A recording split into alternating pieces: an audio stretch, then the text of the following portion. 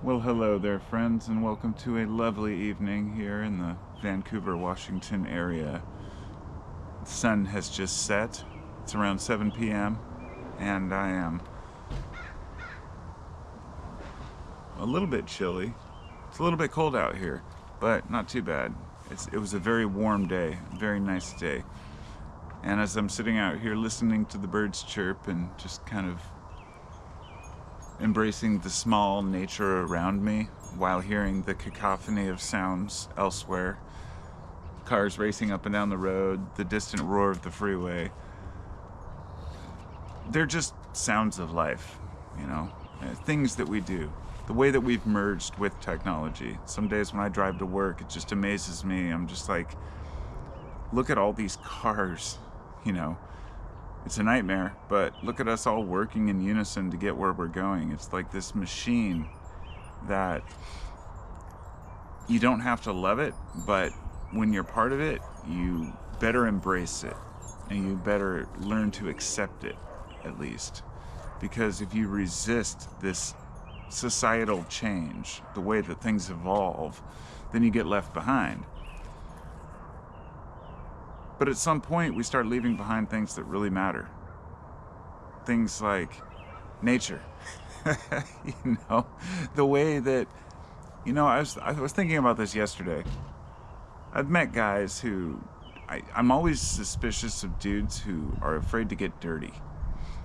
Now, I know there's some dudes out there that are just kind of clean freaks, and they're not necessarily weak or anything. It's just, really, if you've never actually dug a hole for a fence post, if you've never swung a sledgehammer to break a rock, if you've never carved a stick with a big old, Bowie knife, these kinds of basic man things, they sound so silly when you say them out loud, but they're things that, and I guess maybe they're not the best examples. Using tools is one thing, but getting dirty, physically dirty, being able to jump down into a hole and dig something, or get dirty, climb underneath a house and get insulation all over you, that kind of thing. Like, somebody's got to do it kind of thing. And if you're a real man, you should be able to do it. It's almost like a rite of passage for a lot of young guys. And most dudes I know who have done that when they were, in early construction years. Well, shit, I still do it. I'm still crawling around in crawl spaces and stuff, and jumping down in like holes and getting dirty, but it's not everybody continues on that path, is what I mean. You can do a lot more clean aspects than just carpentry, things like that, but I do remodeling, so I'm always getting dirty. But anyway, getting way off track. It's not about what I do or work. This is about actually something completely different, which is probably notable by the title. It's about how I've evolved, let's say as a carpenter, for example, with technology, and I've learned to work. I love working with natural products, but I'm using modern technology. I don't have to use an old bow saw. I'm not stuck in the past. I'm not the guy who's like, using hand tools just for the nostalgia. I do sometimes, but not when I'm doing real work and I want to have production done. I'm not going to use a hand plane. I'm going to use a fucking router because I want it done quick. And so there are ways to do things that are more efficient now because of technology. That's what I'm getting at.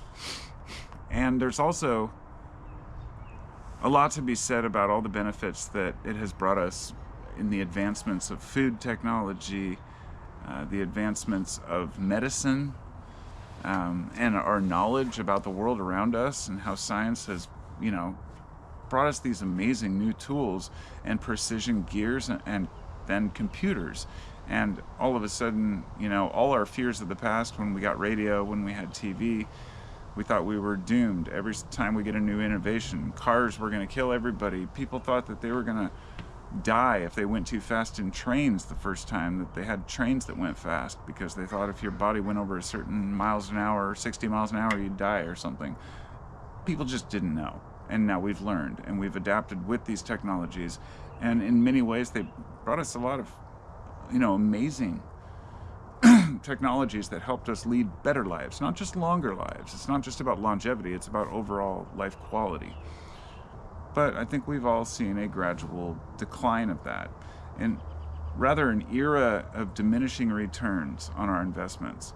See, your fathers, your mothers, your ancestors, your great great great grandparents, they were all part of this machine that we now live in. They helped to, smelt some iron. They may have, been a captain of a ship. They may have been in a military, whatever it was. There were ancestors of ours that built this foundation that we could build upon. All the knowledge we have, as they say, there's a term, on the shoulders of giants. And like everything that's built, knowledge-based, is on the shoulders of giants. You may come up with a new, math equation, a new physics equation that explains something in the universe, but you can't just say, aha, look, I'm genius for this one little equation, without giving credit to everyone else who came before you that allowed that equation to even be a possible formulation. And even everyone down to the person who made the paper that you can write on. And it's an amazing, when you really look at it, the big picture of what we've created. This GoPro I'm using to record myself right now, which is going to digitally transpose this onto a little SD card. Then I'm going to wirelessly transfer it to my phone, then onto YouTube, and it's just something that we've just taken for granted now, and it's just the norm. And all of these things have been like wow moments, new technologies. And then there's AI.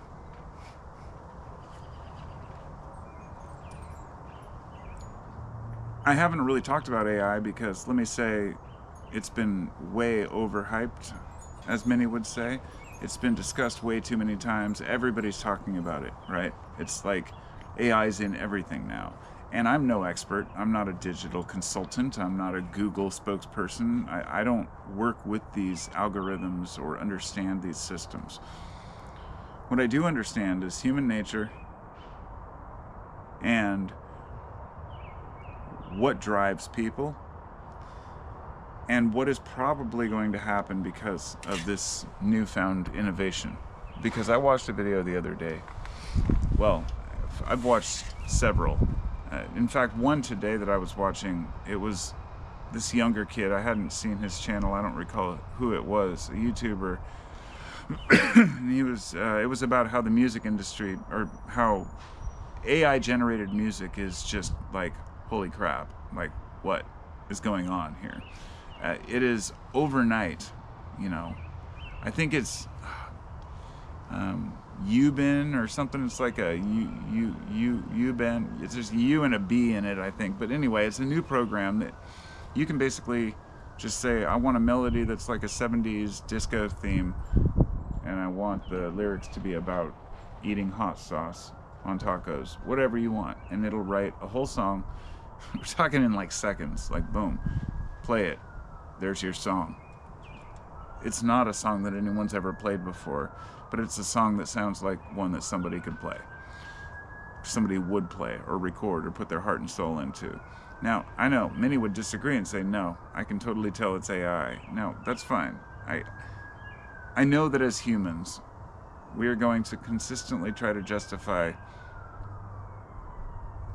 not justify, I guess, but rather, we're going to hang on to our humanity for dear life to the last minute.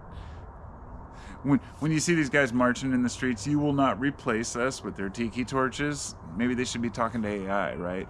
I mean, because honestly, even though that's kind of always blown out of proportion, they said the same thing about automated robots, that they'll take our jobs. Well, guess what? A lot of them did. A lot of factories fired a lot of people because a lot of jobs are automated now. Well, the same thing as the assembly line is going to happen on the assembly line of media, television. But it's going to bleed into art, music, writing, poetry.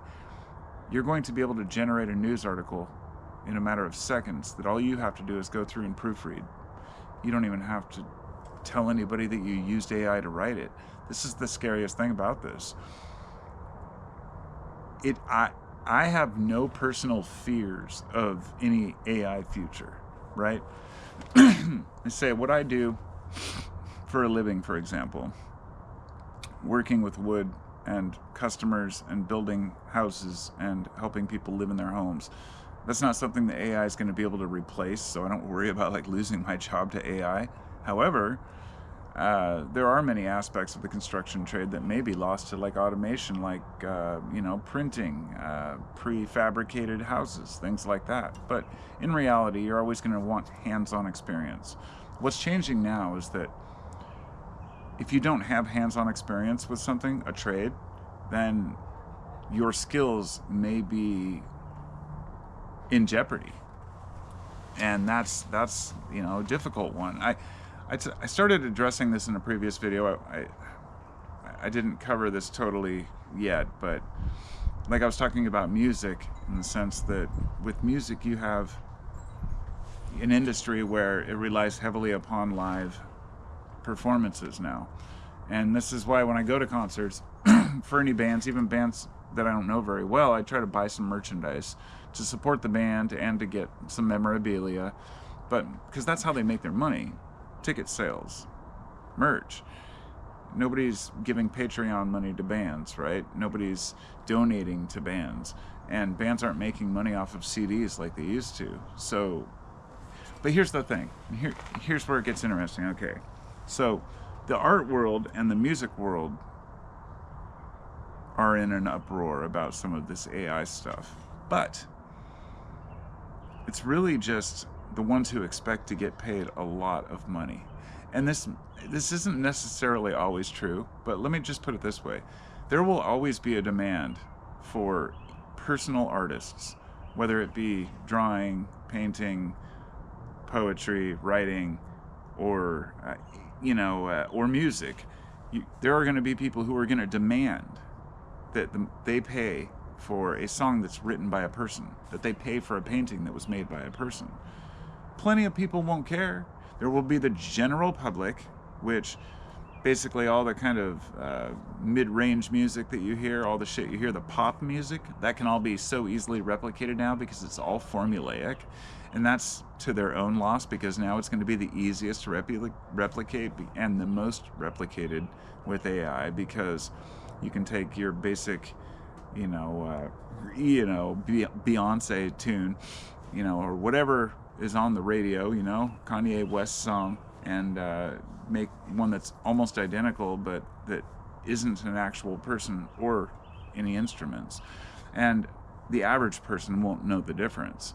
And the unfortunate, sad truth is that you'll have morons with their headphones on listening to people that don't exist, going to shows from bands that are AI, and they will be more than happy to do it. And I say morons because you should be willing to support real artists.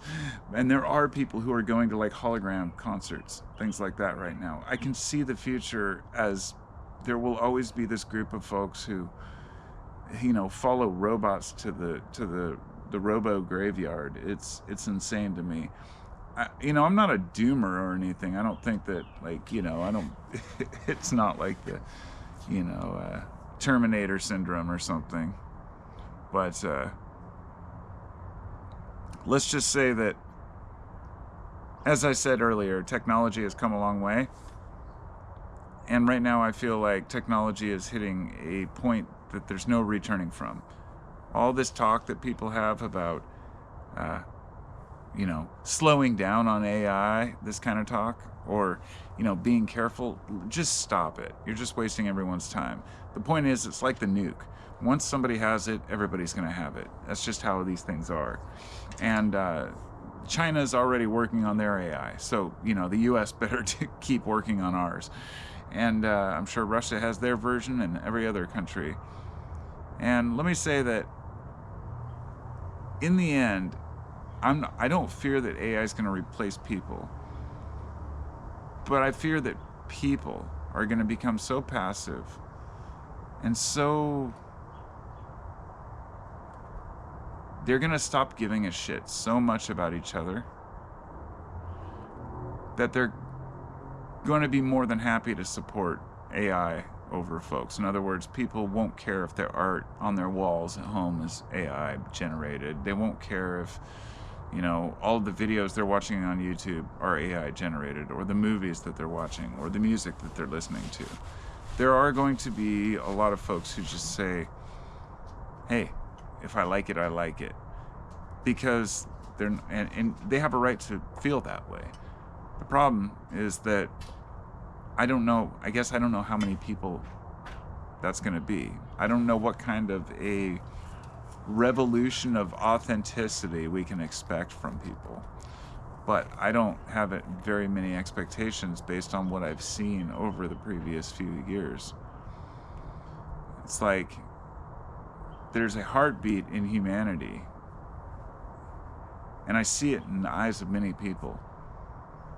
This connection, this understanding that, yeah, life's tough, we got to go through a lot of shit, but ultimately, hey, I see you.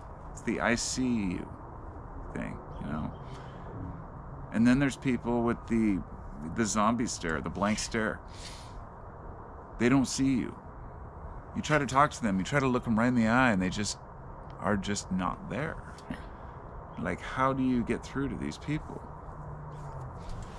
I just don't know. And the unfortunate fact is that most of these people are the ones that have the power. They're the ones that want the power. They're the ones that run for school board. They're the ones that want to be elected president. They're the ones that want to be cops. And we live in a society where the people who want to be in charge are usually the people who shouldn't be in charge. And those of us who have a level head don't seek those positions because they don't suit our interests. And that's unfortunate because, you know, there's a reason there's no philosopher kings. Because the philosopher is actually the court jester. It's what people don't realize. The philosopher is the fool. Always has been the fool. They're one and the same, because only a fool would think that pursuing wisdom and knowledge is going to serve them in any way, shape, or form that's positive. Because in the end, the more you know, often the worse off you are. Except for in a few ways. Knowing when to say when and knowing when to step away. And for me, growing up as Gen X, being able to step away, not use Twitter, not use Facebook, certain, say, social media apps, not because I think they're evil or use the excuse of they're collecting my data, because everybody's collecting your data. Google is a monster. They know everything I do. But yeah, I know I can't avoid that. But what I can't avoid is the time-sucking, pit of Twitter, Facebook, and Instagram, which I have had accounts and just stopped using. And by eliminating those things from my life and just not using them, I could just partake in some basic things. I hardly ever check my email. That's funny, because some people are like, email's like the worst part of their life. They hate checking all their emails. And I'm like, well, I just don't fucking check it. I do like once in a while and use it for certain bills, but I just try to limit the amount of bullshit that I need to involve myself in. And but on top, the reason I'm mentioning all this is because when AI comes around, I'm going to do it the same way. When AI really starts to take over our lives, or a lot of people's lives, I'll probably end up feeling the same way I always have. I'll just ignore it and go about my life. I've used ChatGPT a few times. I've checked it out for writing poems. I've seen some of the music that's generated, some of the movies. It's going to be pretty amazing, and it's going to be a way that a weapon and a tool, like everything in the past. It's almost like, to me, it's like the nuke. I mean, can you imagine once a full server is programmed to use all of the resources, to bot, spam, and create a whole bunch of junk hate emails towards a certain political leader or a certain bill that's trying to pass, and just, program the AI to say, seek out everyone on the internet who's talking about this particular topic and respond to every single comment you can find with something different in every comment. They're going to be untraceable. And that's the fear I have. Not the fear, but the concern I have about the internet is that from now on, it's going to get harder and harder to detect who's real and who's not. And so I'll always be authentic as much as I can be. I'll give you a secret handshake every time so you know it's me.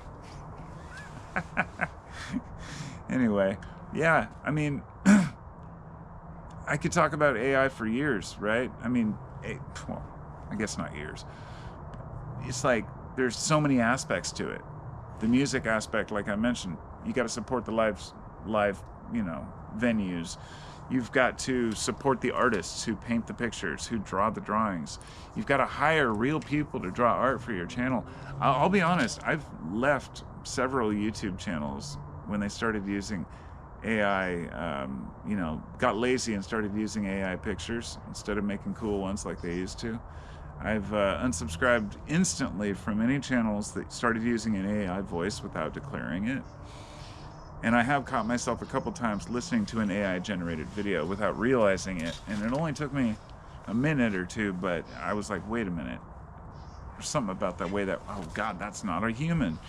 And I realized that if I can't look face to face and see a person talking to me, then I don't know if it's a real person. But now, even if you do, it could be just a fake generated face. I mean, it's crazy, isn't it?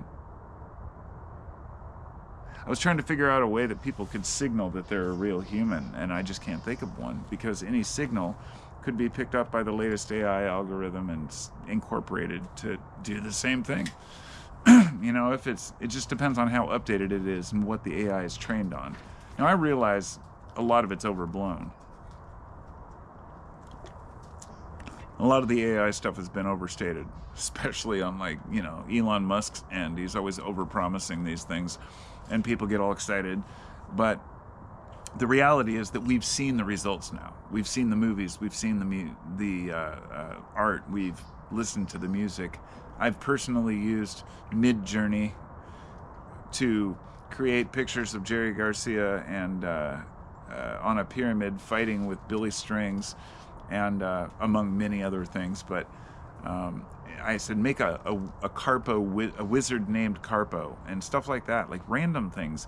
And it comes up with just the most insane images. And yeah, some of the early ones, people had 6 fingers, cats had 3 feet. Those things are going to happen.